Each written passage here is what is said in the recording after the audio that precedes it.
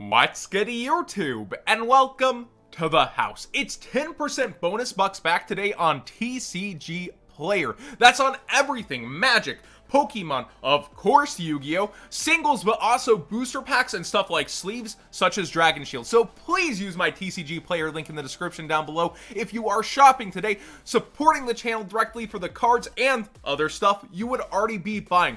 There's also a warning with this. It's on the heels of the Pro Play Games tour, so do check around. You may have your cart for a while, a lot of stuff might be disappearing, you feel panicked, I gotta get it now.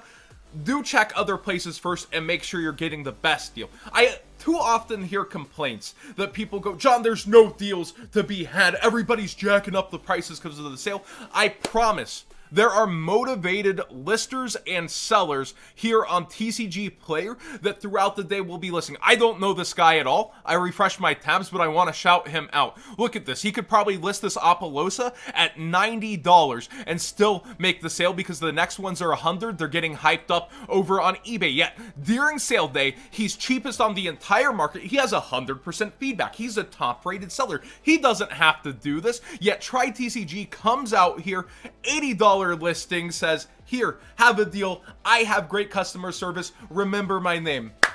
You definitely deserve the spotlight for this, and deals like that will pop up throughout the day of people realizing, hey, I can go ahead on TCG Player's dime, make these sales extra hype, and have people have a good taste in their mouth when they talk about me. This is the exact look that I want to see on the market for today. That being said, staples have been going up, extra deck cards have been going up, and you can bet with Spiral hype, Magician's Soul is breaking through the ceiling of what anybody could have possibly thought this card would go to, coming out of a side set from a legendary duelist. Yes, cards get very hype in there, yet even shorted at 3 per case. Let's do some quick math. Vendors are getting those boxes, let's be conservative, around $40 a piece, $38 a piece, probably a little cheaper.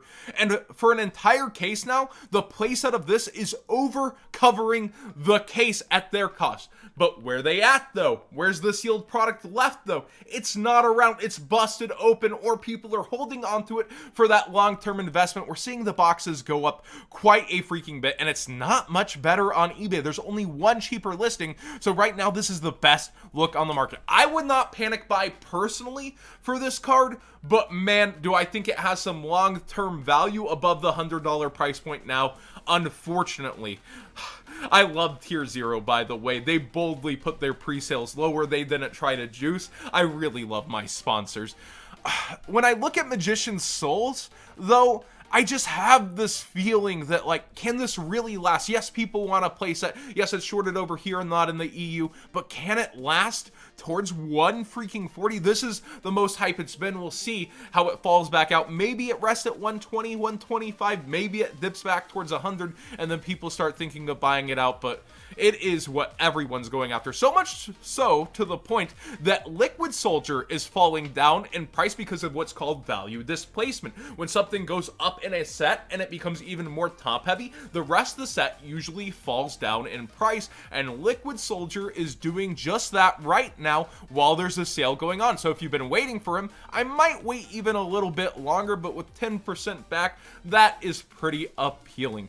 Anti-Magic Arrows is getting some hype. If you enter the battle phase, this is a pretty good card to have if they haven't done any of their reactive plays yet. I think duelists will start to play around this, and it will get into some mind game areas, but this card reads at the start of the battle phase for the rest of the turn after this card resolves, spell and trap cards and their effects cannot be activated. That means even face-up ones. Cards and effects cannot be activated in response to this card's activation, so if they haven't, triggered anything off, well, this stops pretty much everything that would be back row decks.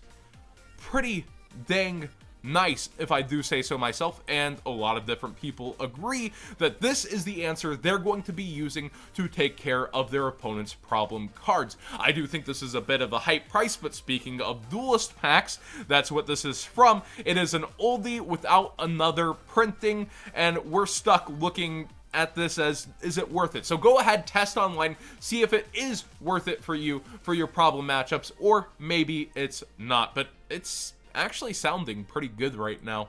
Dark Ruler No More is being talked a lot about the Spiral conversation. You can't do damage the turn you play it, but Spiral doesn't have the best back resource game necessarily, depending on how you set up against them, and it's up towards $5 freaking over on TCG Player. It is cheaper on eBay even with the sale, so I'd be picking it up there if you were rushing towards it. Nibiru is getting even more hype though, towards $12 freaking, and over on eBay it's not much better from what I'm seeing there. Yeah, you do have a $10 listing before it's $11.50 and towards 12, so it's give and take with the prices. I think with Nibiru, people are figuring out more and more certain places like Block BA. If you get Nibiru, you can continue to resource game and combo off, and you can get Apollosa on board, of course, against him too. It's such a weird card to say that it can be played around in certain scenarios, and then others it just can't. The balance between these two cards is, though, that I think Nibiru lets you still do damage during that next turn, is why players still tend towards it. And when I look at both of these cards, the fact that there's so much getting traction and price still versus the Megaton's price, which is $10.80 to a vendor if they can get them sealed or kept them in, well, that's really telling versus the estimated value pull of the other cards. And I feel like these promos are really carrying the 10s up in price, and will continue to do so if they keep getting bought out. Boost Warrior. This is a funny one. I forgot he had just this one printing. He's a Fire Warrior. If you control a face-up tuner monster, you can special summon this card from your hand. All warrior-type monsters gain 300 attack. Basically, he's just an extender for synchro plays. It's a little bit of Master Rule hype with a guy that has one printing. But again, duelist packs keep appearing in this market watch for some reason. Just a suggestion to pick up sooner than later, World Chalice Guard Dragon Almarduke is being talked about against Spirals as a super polymerization target, since they are linking up everywhere. It doesn't deal with Sleeper for you, but it deals with Trigate Wizard, Barricade Blocker, many different problem cards such as the co-link protection from Cerberus or Phoenix. You basically use 3 link monsters for the summon, and Spirals most commonly do leave that up. So get yourself this on the cheap in your cart whenever you're checking out today. Masquerena Prismatic got all of its $500 copies bought out today, or listers jacked up the prices. I don't know which one. If you did buy this card, please tell me you used my TCG Player link in the description down below, please. But Masquerena the Ultra Rare is going up on this platform as well, and it's also going up on eBay. It still has about that $5 gap, narrowing to $4, but people really just happen to be after this card once again, it seems.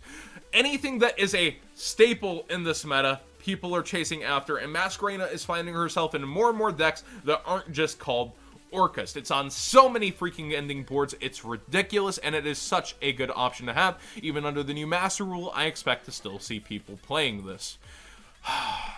My ultimate rivals, I don't want to suggest them necessarily, but I find it funny that on sale day, we see one of the cheapest prices for Kitchen Dragon Maid if you've been waiting. But if you're waiting, I assume you're one of those sane people that are thinking, yeah, maybe when it's more towards like $20. And Nurse is actually up because it was down towards 23. So these are just like fake fluctuations, I think. But, you know, do what you gotta do if you got that wee blood pumping through you. I actually didn't know that Mardell was a censored art in the TCG, by the way. This is totally an off-topic little tangent.